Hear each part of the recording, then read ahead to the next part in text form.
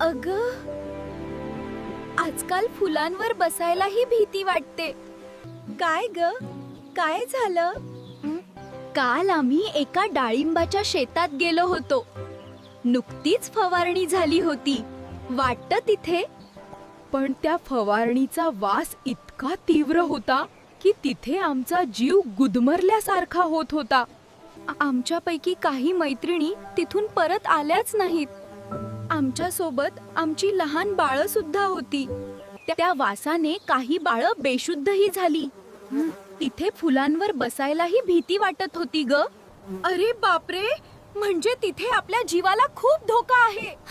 अगं ऐकतेस का? पण आपणच नाही गेलो तर त्या पिकांचं परागीकरण कोण करणार आणि फळधारणा तरी कशी होणार?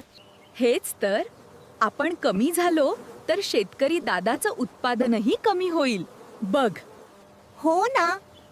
अग, पण मी ज्या शेतात जाते ना तिथे आम्हाला अगदी सुरक्षित वाटतं. फुलांवर बसायला अजिबात भीती वाटत नाही आणि मध गोळा करायलाही खूप छान वाटतं. खरंच काय वेगळं आहे तिथे. अगं, त्या शेतकरी दादाचा प्लॉट तर आमचा खूप आवडता झाला आहे. तो कायम विजया ॲग्रोची फवारणी करतो, म्हणून तिथे कसलाच तीव्र वास येत नाही. आम्ही आनंदाने फुलांवर बसतो आणि भरपूर मध गोळा करतो. अरे वा. अगं, मग आता आपण विजया ॲग्रोची उत्पादने वापरलेल्या प्लॉट मध्ये जास्त जाऊया, जिथे आपण सुरक्षित आणि शेतीही समृद्ध.